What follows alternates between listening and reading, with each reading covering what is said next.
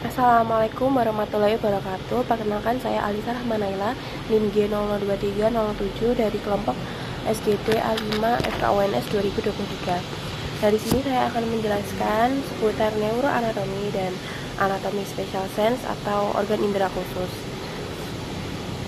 Pertama, di sini ada area Brodmann. Area Brodmann itu adalah suatu area di korteks cerebri yang dibagi berdasarkan fungsinya masing-masing. Pertama, di sini ada area 321 atau area 312 di gyrus postcentralis. Nah, ini merupakan area sensorik atau somatosensori primer. Kemudian ada area 4 di sini nih di gyrus presentralis, yaitu sebagai area motorik primer. Kemudian ada area 9 di gyrus dorsolateral prefrontal. Kemudian ini berfungsi sebagai area yang mengatur working memory, planning, abstract reasoning, dan motor planning. Kemudian ada area 17 ini sebagai area visual primer yang memproses stimulus visual. Kemudian ada area 18 dan 19 sebagai area visual sekunder. Kemudian ada area 21 di gyrus temporalis medius sebagai area pengenalan suara, semantik memori, dan memproses bahasa. Kemudian ada area 22 di sini di gyrus temporalis superior sebagai area auditori sekunder atau yang mengolah suara. Kemudian ada area 23, 24, 28, dan 33. Ini 23, 24, 33 ini sekitar sini itu berada di gyrus cingulata di atas corpus callosum. Nah, mereka ini bagian dari sistem limbik yang mengatur emosi dan rasa sakit. Kemudian ada area 39, 40, dan 22. Ini 39, 40, dan 22 ini sebagai area bicara sensorik atau area Wernicke untuk pemahaman informasi. Nah, terus ada area 41 dan 42 ini sebagai area auditori primer yang menerima suara. Terus ada area 43 di sini sebagai area gustatorik atau pengecapan. Kemudian ada area 44 dan 45 sebagai area bicara motorik atau area Broca. Nah, selanjutnya kita bahas tentang tractus pyramidalis. Tractus pyramidalis ini merupakan bagian dari tractus descendens medulla spinalis, yang dia ini fungsinya untuk mengatur pergerakan tubuh, mengatur gerakan yang volunter dengan meneruskan impuls dari cerebrum ke neuron motorik di medulla spinalis yang kemudian nanti akan mengaktifkan otot rangka. Nah, perjalanannya pertama dari ini ada pyramidal cells. Ini dari pyramidal cells atau upper motor neuron di area motorik primer cortex cerebri. Nah, terus nanti dia akan berjalan ke crus posterior capsula interna di sini, terus ke mesencephalon atau ke midbrain. Nah, terus dia akan menuju bagian bawah tengah pons di sini, terus dia akan masuk ke bagian ventral medulla oblongata. Nah, setelah itu terus dia ini nanti akan menyilang, ada yang menyilang dan ada yang tidak menyilang di decussatio pyramids. Decussatio pyramids ini letaknya ada di pyramids medulla oblongata. Nah, yang menyilang ini namanya tractus pyramidalis lateralis. Nah, dia ini akan mengaktifkan otot rangka di sisi kontralateral neuronnya. Nah, misalnya kalau dia itu berjalannya dari korteks cerebri bagian kanan, maka nanti dia itu akan mengaktifkan otot rangka di tubuh bagian kiri.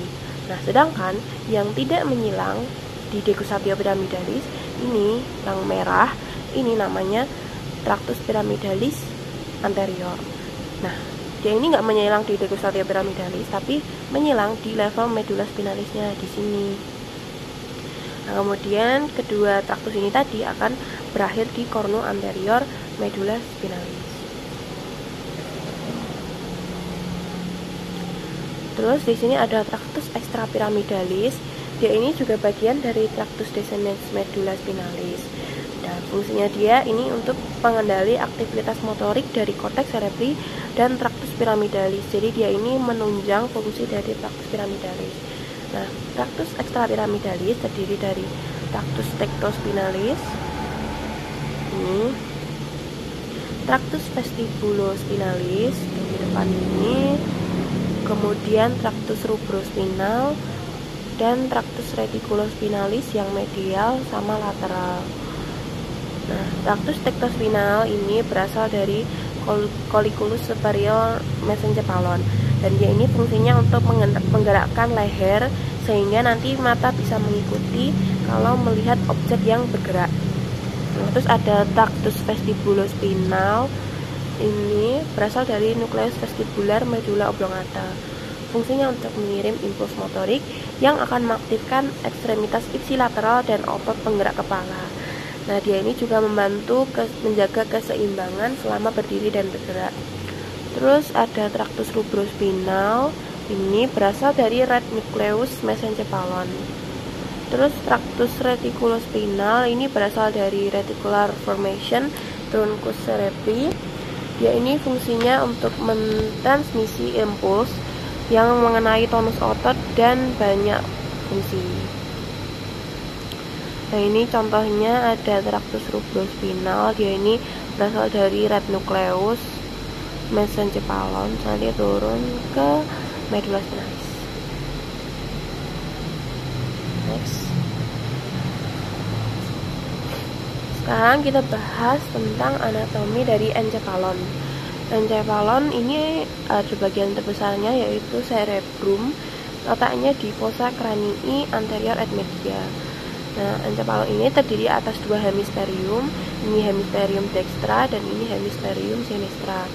Nah, kedua hemisferium ini dipisahkan oleh viscera longitudinalis cerebri yang nanti akan ditempati oleh falx cerebri, dan dua hemisferium ini dihubungkan oleh corpus callosum.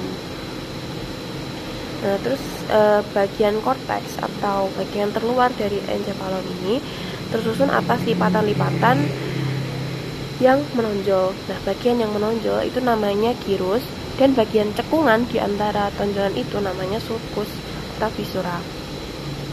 Nah, terus cerebrum itu dibagi menjadi beberapa lobus. Ada lobus frontal, terus lobus parietal, lobus temporal di sini harusnya. Terus ada lobus occipital, lobus limbicus, dan lobus insula. Lobus insulanya ini tertutup oleh gyrus frontalis inferior. Ini gambar superior view dari cerebrum. Ini kelihatan ada beberapa gyrus yang kelihatan. Ini ada gyrus superior frontalis, terus gyrus frontalis medius, gyrus presentral, gyrus postcentral, dan lain-lain. Nah, ini adalah lateral view-nya. Di sini yang penting ada sulcus centralis. Ini. Dia ini di antara gyrus precentralis dan gyrus postcentralis. Dan memisahkan lobus frontalis dengan lobus parietalis. Terus ada sulcus lateralis.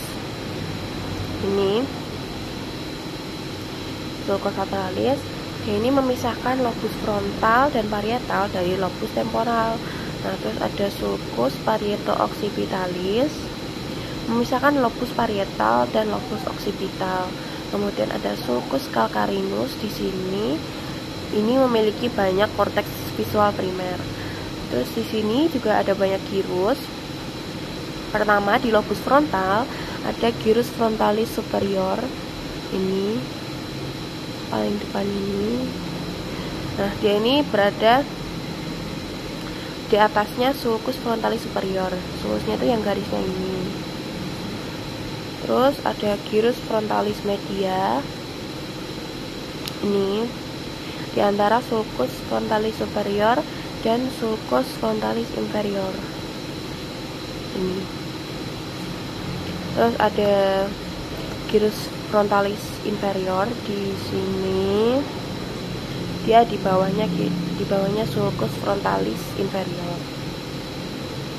Terus tadi ada gyrus precentralis di sini, di antara sulcus presentalis dan sulcus centralis. Nah, terus yang di lobus parietal itu ada gyrus postcentralis. Ini di antara sulcus postcentralis dan sulcus centralis. Terus ada gyrus parietalis superior ini, dan gyrus parietalis inferior di sini, yang ini. Nah, kedua gyrus parietalis superior dan inferior ini dipisahkan oleh sulcus intraparietal. Terus yang di lobus temporalis sini itu ada gyrus temporalis superior ini. Terus ada gyrus temporalis medius sama inferior. Yang superior ini berada di bawahnya sulcus lateralis dan di atasnya sulcus temporalis superior. Nah, sedangkan yang medius ini berada di antara sulcus temporalis superior sama sulcus temporalis inferior. Terus di sulcus temporalis inferior ini di bawahnya itu ada gyrus temporalis inferior. Di lobus occipital ini ada gyrus occipitalis superior et inferior yang nanti akan dipisahkan oleh sulcus occipitalis lateralis. Nah, ini potongan transversalnya dari cerebrum. Nah, ini tuh bagian ini yang luar ini ada cortex, yang gelap ini itu cortex yang berisi gray matter. Terus di bagian dalamnya yang putih-putih ini itu adalah bagian medula yang berisi white matter. Yang khas dari sini itu ada ganglia basalis, yaitu kumpulan substansia grisea atau nukleus di central hemispherium cerebri. Nah, ganglia basalis ini terdiri dari nukleus caudatus, ada kaput dan caudanya di sini. Terus ada nukleus landiformis yang terdiri dari putamen ini dan globus pallidus. Nah, terus ada corpus amygdaloideum dan claustrum. Klaustrumnya di sini yang garis tipis di atas nukleus landiformis. Kita lanjutkan ke medula spinalis, anatomi medula spinalis. Nah, di medula spinalis ini punya dua pembesaran, yaitu namanya intumescentia, yaitu ada di intumescentia cervicalis dan intumescentia lumbalis. Nih, intumescentia cervicalis ini letaknya di cervical 3 sampai thorax 2. Nah, klimaksnya itu di C6. Di sini. Nah, terus intumescentia lumbalis ini letaknya di T10 sampai L2 sini. Dan klimaksnya itu berada di T12. Nah, kenapa ada pembesaran? Jadi pembesarannya itu ada karena di bagian-bagian tersebut itu keluar nervus-nervus yang mensuplai ekstremitas superior dan inferior, yang mana ekstremitas itu kan banyak bergerak gitu. Terus ada conus medularis yang merah ini, yaitu merupakan bagian ujung inferior medula spinalis. Terus ada juga cauda equina ini yang serabut-serabut merah, itu struktur yang kayak ekor kuda pada radixes lumbales dan sacrales. Terus ada filum terminal internum dan filum terminal externum. Filum terminal internum ini perpanjangan dari lapisan pia mater spinalis yang setinggi vertebrae sacralis 2, dan kalau filum terminal externum ini perpanjangan dari lapisan dura mater spinalis setinggi vertebrae sacral 2 sampai ox coccygeus. Terus ini ada struktur eksternal dan internal dari medula spinalis. Di bagian ini bagian anterior, ini bagian posterior. Nah, di bagian anterior ini ada visura mediana anterior, dan di bagian posterior ada sulcus medianus posterior. Nah, terus ada tempat keluar radix motorik di sulcus anterolateralis di sini. Ini kan radix motoriknya. Nah, ini di ketutupan sih nggak kelihatan. Ini ada sulcus anterolateralis. Nah, terus ini ada radix motorik, sensorik. Ya, di ini akan keluarnya di sulcus posterolateralis. Nah, terus di dalamnya medula spinalis ini tersusun atas substansia alba dan substansia grisea. Substansia alba itu yang di luar ini, yang putih-putih. Yang substansia grisea itu yang abu-abu gelap, ini di bagian dalam. Nah, substansia grisea yang dalam ini isinya badan sel saraf. Terus di tengahnya ini ada canalis centralis, ini ya, sebagai tempat yang nanti isinya LCS atau liquor cerebrospinalis. Nah, terus substansia alba di luar ini tersusun atas serabut saraf yang diselubungi mielin. Nah, makanya warnanya ini bisa putih. Terus substansia alba ini dibagi menjadi 3 bagian, ada funiculus anterior, terus funiculus lateral, sama funiculus posterior. Nah, terus lanjut ke nervus cranialis. Jadi sistem saraf itu kan terbagi menjadi sistem saraf pusat sama sistem saraf otonom. Sistem saraf tepi. Nah, sistem saraf pusat itu terdiri dari otak dan medula spinalis. Nah, kalau yang sistem saraf tepi itu terdiri dari nervus cranialis dan nervus spinalis. Di sini kita bahas tentang nervus cranialis. Nervus cranialis ini ada 12. Pertama ini itu nervus 1, nervus olfactorius sebagai nervus sensorix di untuk hidung. Terus ada nervus 2, nervus opticus sebagai nervus sensorik dari mata. Terus ada nervus 3, ini okulomotor. Okulomotor itu untuk inervasi semua otot mata kecuali yang disuplai oleh nervus 4 sama nervus 6. Terus ada nervus 4 troklear, dia ini akan inervasi musculus superior oblique superior yang menggerakkan bola mata. Terus ada nervus 5 atau trigeminus, dia ini bisa sensori sama motorik. Kalau sensori ini untuk wajah, sinus, gigi dan lain-lain. Terus untuk motoriknya itu untuk otot-otot mastikasi. Terus ada nervus 6, ini nervus abducens untuk inervasi musculus rectus external. Terus nervus facialis ini untuk nervus yang ada di musculus yang ada di wajah.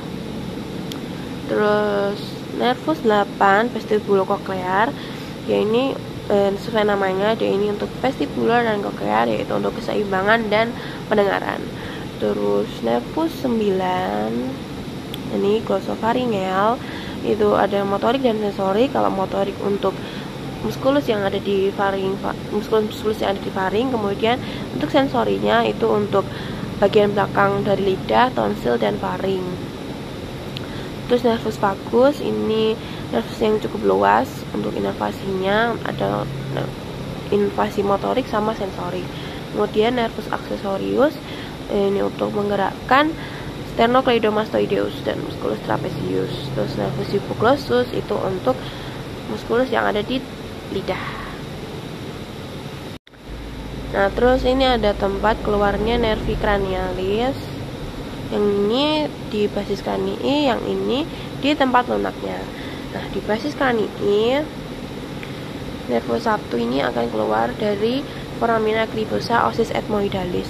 Terus yang nervus 2 ini keluar dari canalis opticus. Nervus 3, terus nervus 4, terus nervus 5 cabang 1, dan nervus 6 itu akan keluar dari visura orbitalis superior. Terus 5 cabang 2 ini itu akan keluar dari foramen rotundum, dan 5 cabang 3 keluar dari foramen oval. Terus nervus 7 dan nervus 8 di sini keluar dari menatus acousticus internus. Terus nervus 9, 10, 11 ini keluar dari foramen jugular, dan nervus 12 keluar dari kanalis hipoglosi. Di bagian lunaknya ini nervus 1 akan keluar dari bulbus olfactorius ini. Terus nervus 2 akan keluar dari chiasma opticus ini di sini. Terus kalau nervus 3 akan keluar dari fossa interpedungularis ini.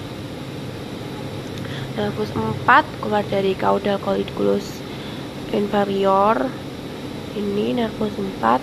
Terus nervus 5 keluar dari brachium pontis. Nervus 5 ini dari lengannya pons. Terus nervus 6 akan keluar dari sulcus bulbopontinus ini, antara bulba dan pontis. Terus nervus 7 dan 8 akan keluar dari angulus cerebellopontinus. Nervus 9, 10, 11 akan keluar dari sulcus posterolateralis, dan nervus 12 akan keluar dari sulcus anterolateralis.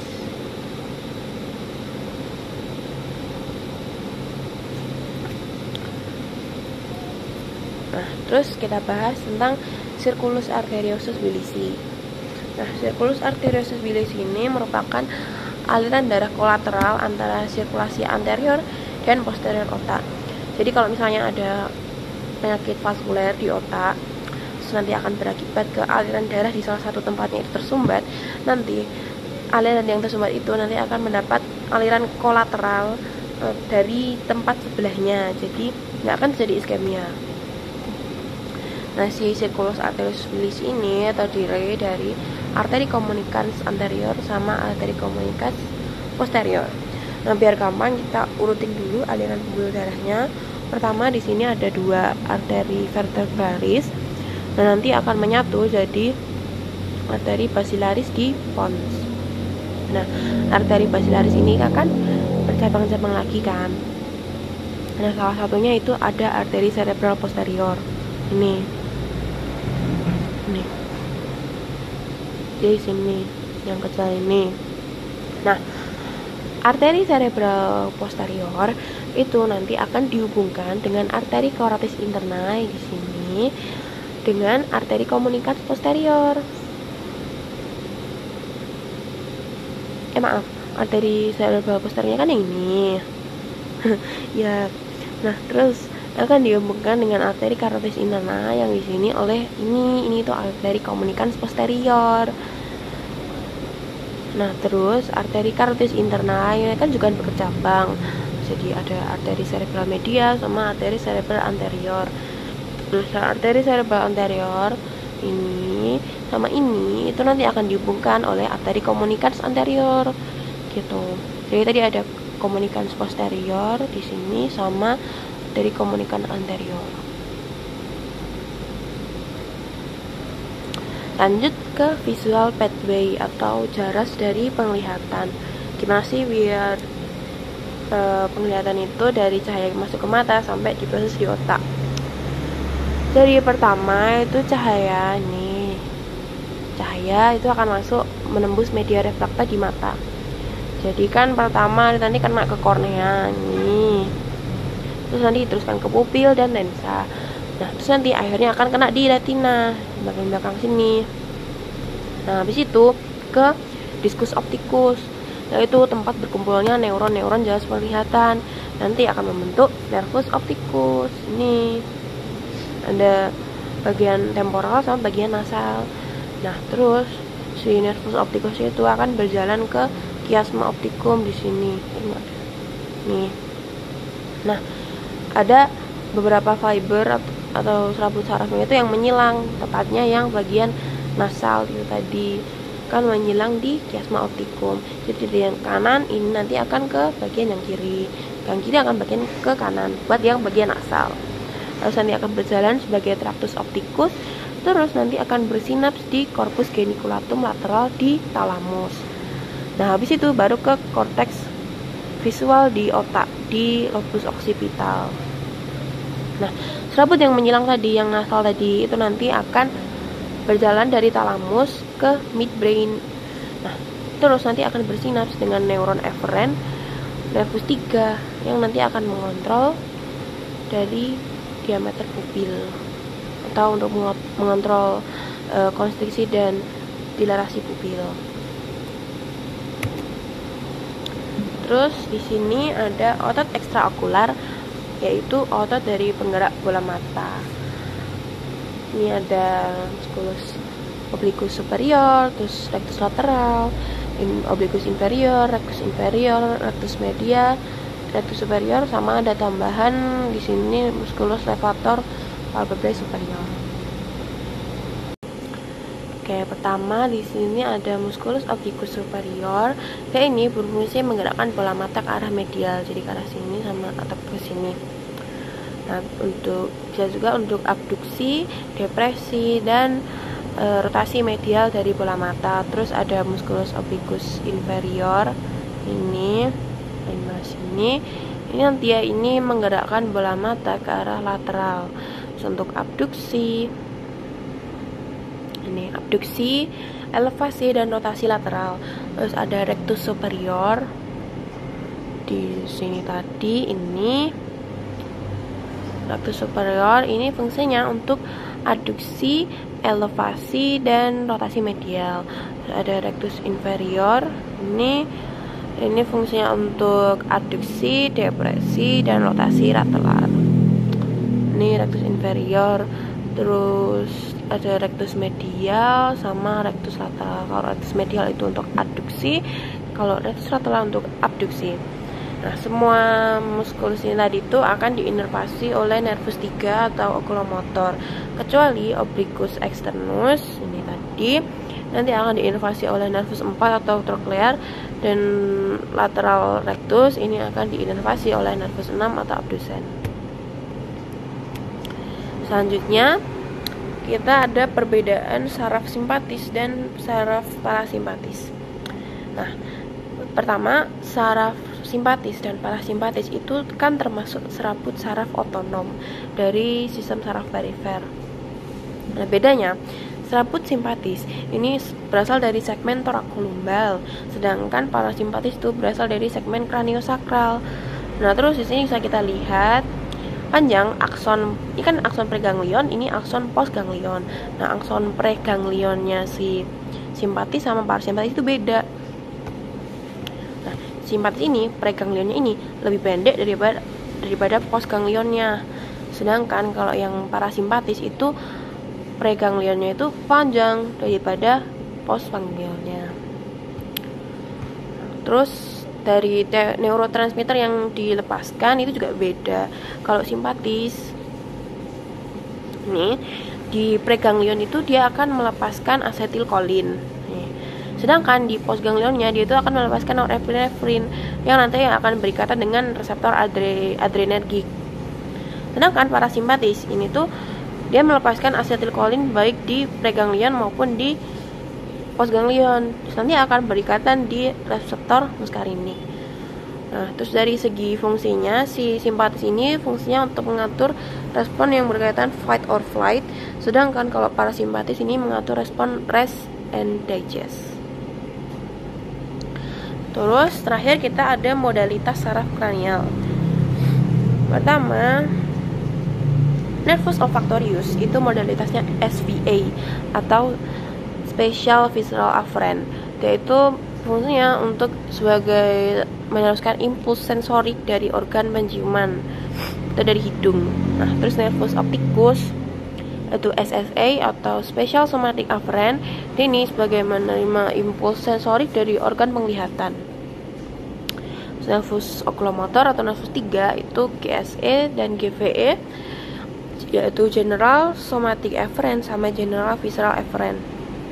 Kalau GSE-nya itu dia itu fungsinya sebagai inervasi otot ekstraokuler dan levator palpebrae superior.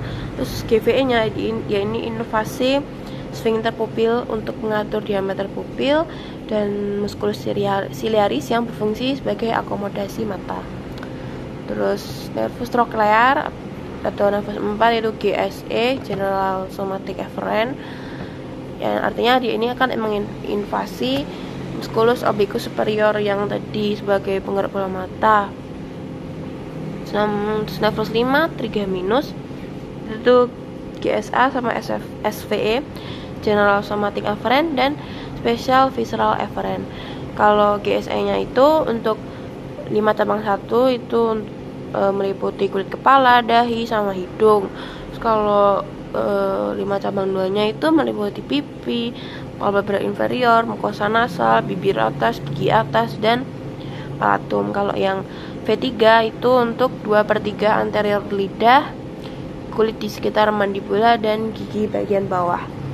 Terus SVE-nya, dia ini akan menginervasi otot-otot mastikasi. Terus nervus 6 abducens, ini GSE, general somatic afferent.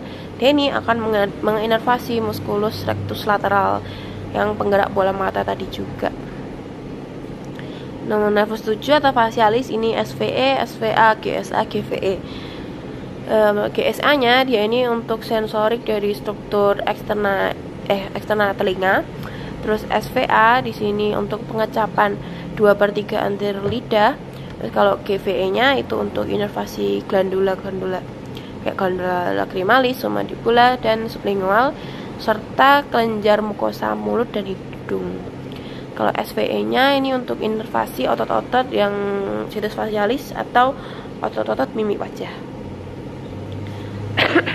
Terus nervus 8 vestibulococlear itu SSA, special somatic afferent, yaitu untuk sensorik dari pendengaran dan posisi tubuh atau keseimbangan.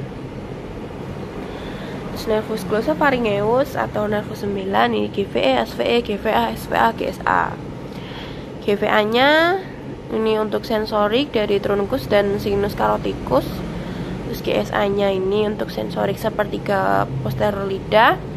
SVA ini untuk pengecapan sepertiga posterior lidah. GVE-nya untuk inervasi glandula parotis. Terus SVE-nya untuk inervasi musculus styloparyngeus.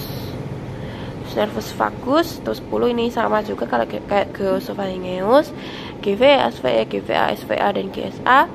Nah, dia ini banyak menginvasi daerah faring, laring, dan lain-lain. Terus nervus accessorius atau 11, ini SVE. Maaf ini salah tulis, ini harusnya GSE. Untuk inervasi musculus sternocleidomastoideus dan musculus trapezius. Terus ini nervus hypoglossus atau nervus 12, ini GSE. Untuk inervasi otot intrinsik dan ekstrinsik dari lidah. Terus ini adalah referensi yang saya gunakan dalam penyusunan video ini. Sudah. Baik, terima kasih sudah menyaksikan dan menyimak. Apabila ada kesalahan dalam penyusunan video atau isinya dan mungkin ada kesalahan perkataan dari saya mohon maaf. Terima kasih sudah menyaksikan dan dadah.